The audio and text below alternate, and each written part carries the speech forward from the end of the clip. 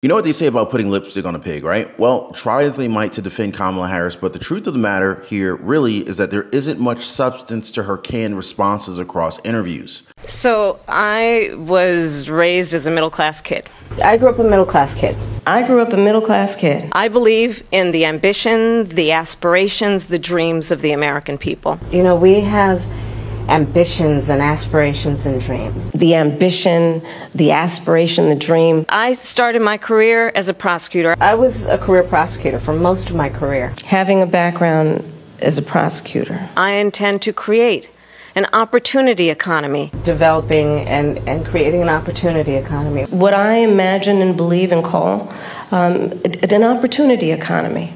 So guys, what do you want for dinner? So I was raised as a middle-class kid, you know what I mean? Kamala Harris spent months writing one speech, and it's not even a very good one. Something your English teacher would probably have given her a D+ on as an assignment. Do you guys know the feeling? But hey, that's not gonna stop Democrats and their mainstream media allies, will it, right? In fact, former presidential candidate Hillary Clinton said Kamala Harris doesn't have to defend her policies, that it would be a double standard to do so. Yeah, crazy, right? Check this out. She does not have to do it, Kara. I'm going to just cut to the chase. In fact, she's put out policies on her campaign website. Anybody who's truly interested can go and read about them. She referenced policies. She actually doesn't just have policies and concepts. She has, plans about what to do. I think it's a it's a double standard, and it's a double standard that is partly because they are still getting to know her, but also because they're still grappling with the idea like, oh, am I really going to vote for a woman to be president and commander-in-chief? CNN's own Abby Phillips said Harris's recent interview with the National Association of Black Journalists, the NABJ, lacked specifics, but the panelists that she had on, they were just scrambling to defend the Democratic presidential nominee. Black journalists today at the NABJ pressed Vice President Kamala Harris on policies from guns to the war in Gaza, but many of her answers lacked specifics, and some Democrats, like Hillary Clinton, told Kara Swisher that that's perfectly fine. I'm not sure I agreed with her when she said it, but it was interesting for her to say it because I think she was talking strategically, politically, is that she doesn't have to say too much.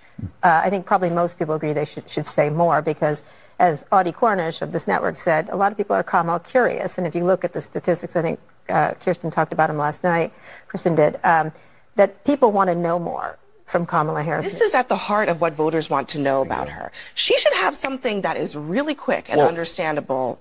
And that wasn't really it. She has to do three things. I agree. Actually, there's one other thing. Answer the question. She got the same question at the debate. And you know what else? When I went back and watched the debate again, every single policy question she got at the debate, she totally ignored and never answered it. Well, why is it that she believes she does not have to answer to journalists who are asking pretty basic questions of Now, with all these different people defending her, Kamala Harris doesn't just come off as mediocre anymore. In fact, she comes off as pretentious, shallow, vapid, and even condescending. You know what I mean? Phillips played a clip of Kamala Harris responding to a question about whether her voters were better off than they were 4 years ago. See if you guys can spot her answer here as it's written out. We came in during the worst public health epidemic in centuries. We came in after the worst attack on our democracy since the Civil War, and a lot of it due in large part to the mismanagement by the former president as it relates to the COVID pandemic and obviously January 6th. And we had a lot of work to do to clean up a mess. As of today, we have created over 16 million new jobs, over 800,000 new manufacturing jobs. We have the lowest black unemployment rate in generations. Yeah, as Abby Phillips said, Harris should have something quick and understandable ready in response to a question like that, adding, and that really wasn't it. CNN political commentator Ashley Allison said she wished Harris would have alluded to the next 4 years in her answer to the question about whether Americans were better off during Donald Trump's presidency. But really the bottom line here, according to CNN political commentator Scott Jennings, was to answer the freaking question. He basically went on to say that every single policy question that Harris got at the debate, she totally ignored it and never answered it. And the question remains, why is it that she believes she does not have to answer to journalists who are asking pretty basic questions of a presidential candidate? Could it be her strategy in all this? Like she's intentionally planning to not answer any questions? This is what CNN political analyst Coleman Hughes said, that what has worked for Kamala Harris is literally to not make headlines, to give vague but presidential sounding answers to questions, and allow voters to project the image of who they hope she is onto her. I mean, are these people for real? They're actually encouraging the Democratic presidential nominee to give vague answers to the American people? Really? They acknowledge it, but they're not even going to call her out for it? Then again, Hughes admitted that Harris does tend to get in trouble when she answers off the cuff. She can be a gaffe machine when she's unprepared. Oh, we know about that. Now, following the NABJ interview, Politico reported that Kamala Harris refused to veer off script. The report said that Kamala Harris evaded questions about important issues and did not break much ground or even stray away from her talking points. Seriously, is Kamala Harris even a serious candidate at this point, or just pretty much a talking puppet for the Democratic higher-ups? Kind of makes you wonder, doesn't it? Guys, drop a quick comment, yes or no, down in the comments. Let me know what you guys think. Also hit the like button. But seriously, guys, we need to get this message out, and each and every single comment and subscription, every like, this will help us do exactly that. Thank you guys so much. So let's get back to it. Now, to really understand what Kamala Harris is trying to hide by evading all these hard questions, we need to just kind of like look at who she is exactly. An undeniable part of what some would argue is the worst administration in US history. Because see guys, despite what the propaganda media would have you believe, it's the economy that is preventing Vice President Kamala Harris from breaking through with the American people. So no matter how much puffed positive coverage the media gives her, she just can't seem to establish a clear lead. Why? Well, one made up word: Bidenomics. More precisely, it's the impact on the economy for which Kamala Harris is partly responsible. I mean, you guys saw the clips. On the rare occasion where Kamala Harris actually allows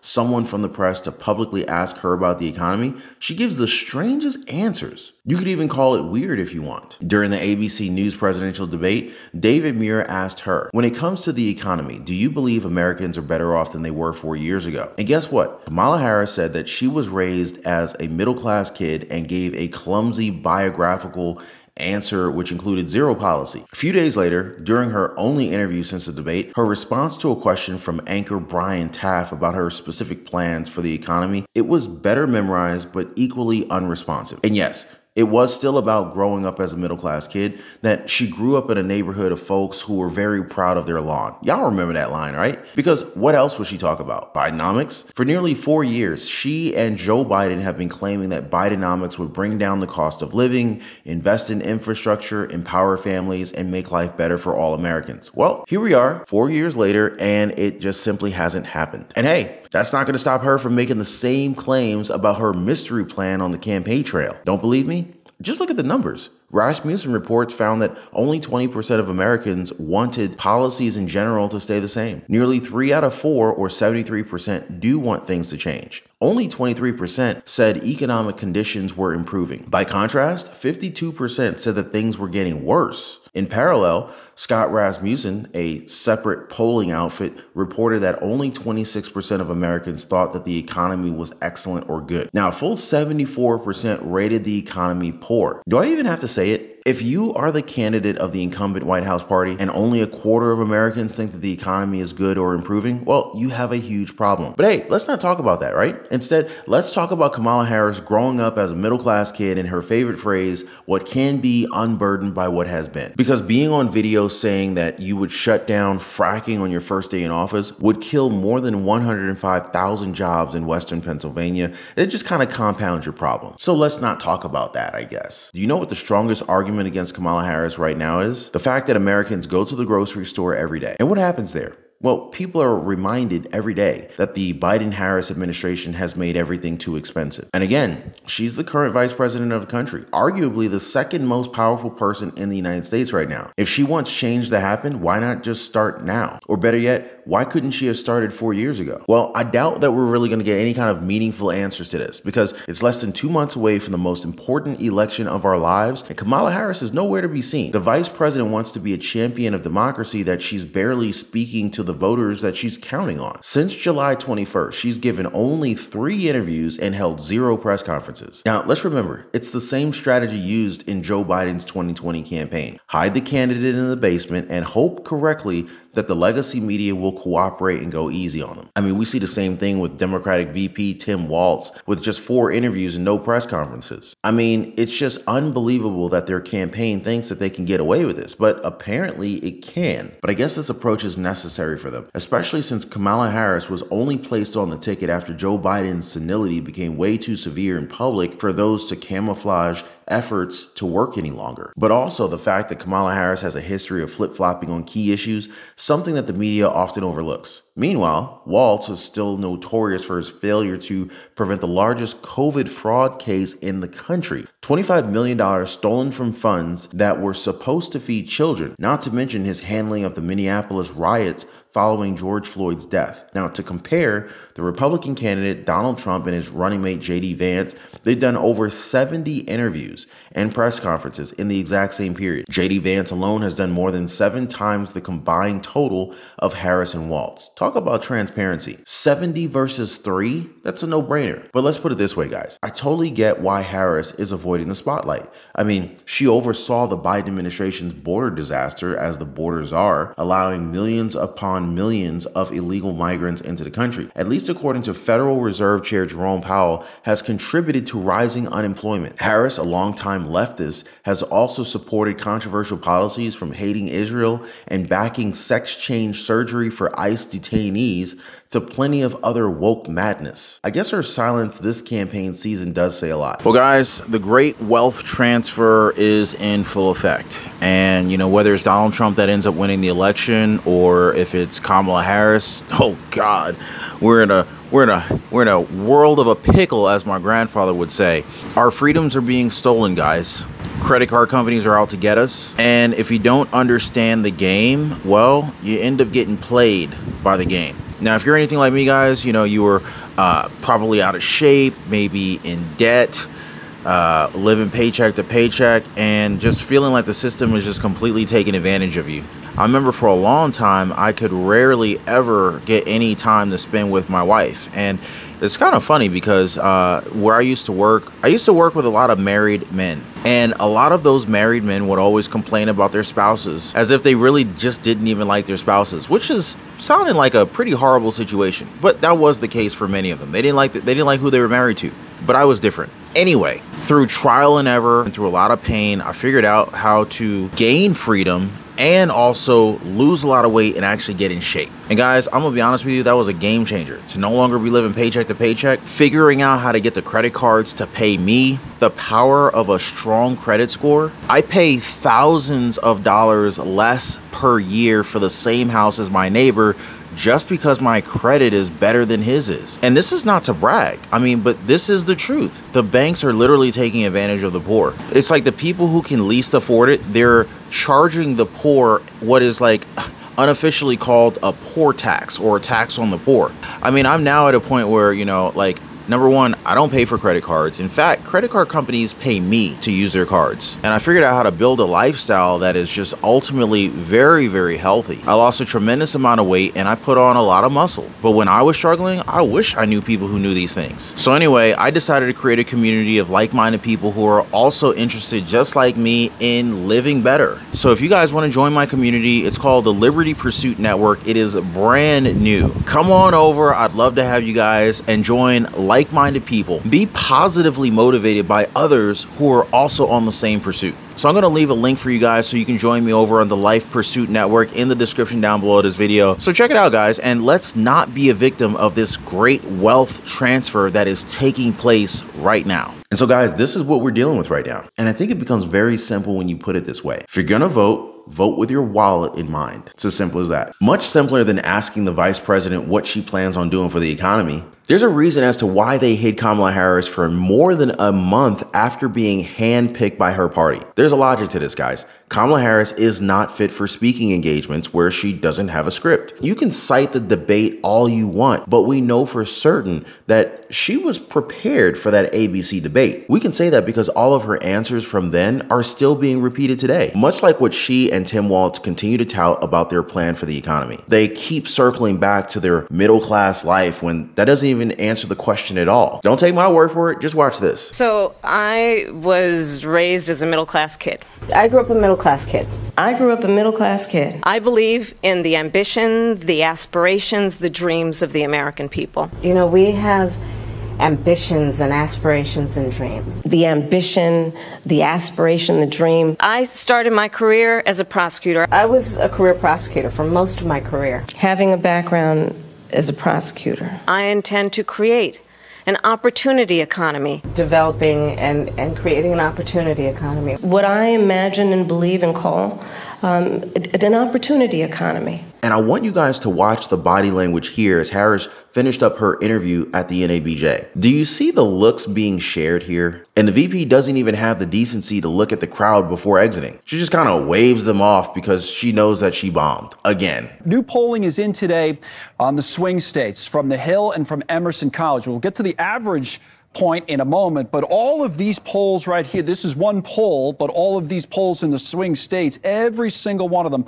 is within the margin of error. Look, 48, 49, 50, 47, 49, 47. So it's as close as can be. What's interesting, if you take out the leans and just look at which direction that they're going, Trump, Arizona, Wisconsin, Georgia, and also Pennsylvania has the slightest of advantages where Harris is up in Michigan and North Carolina. Nevada's just completely tied. Now, if you focus on the big three so-called blue wall states, Pennsylvania, Michigan, and Wisconsin, we've had a decent amount of data come in since the debate in those states.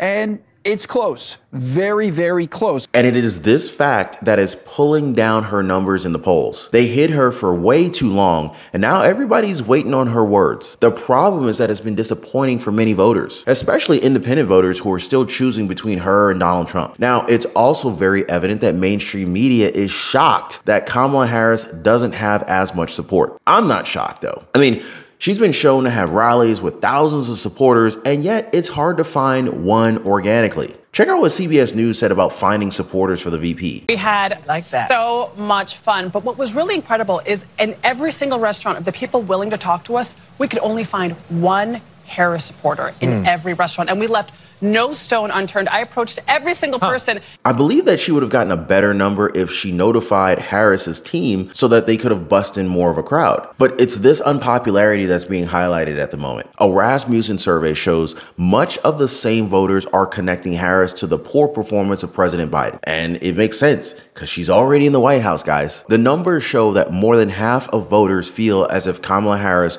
will offer more of the same, with less than 40% seeing her as a fresh start and a new direction. Now, what's really surprising for those at Rasmussen is that more than half of the respondents claim that Donald Trump is the fresh new start that they need. Now, remember guys, this guy has already been in the office. He's already held the White House for 4 years, and yet voters are saying that he is the one who can take this country into a new direction. It doesn't end there, because a whopping 73% of them say that the general conditions in our country is calling for a fresh start and a new direction. Top pollster John McLaughlin, he also confirmed that the race is tight, despite what you and I hear from mainstream media, mainly because what we hear has Harris absolutely leading Trump everywhere. But what they're not telling us is that 60% of voters are worried about the nation going down the wrong track. Of those voters, 78% believe that Kamala Harris will continue this trend. Not looking good for Harris. 74% believe that Trump will instead steer us away from it. Very good news for Trump. Now, I should also note that the numbers show that Kamala Harris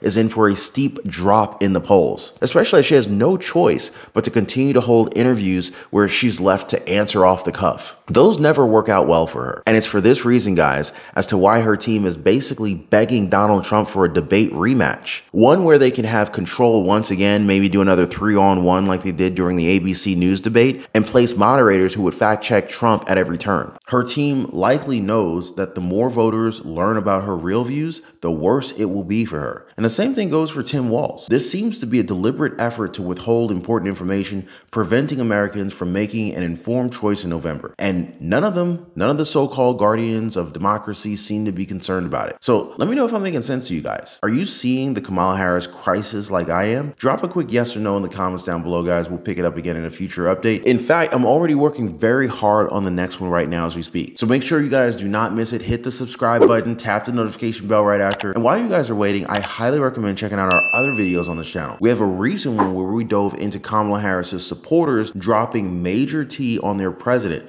even saying that she doesn't make a good candidate. For real, guys, you got to check that one out to believe it. I'll drop a link for you guys down below. And hey, as always, thank you for liking the video. Thank you for subscribing and sharing these videos on social media. I'll see you guys next time.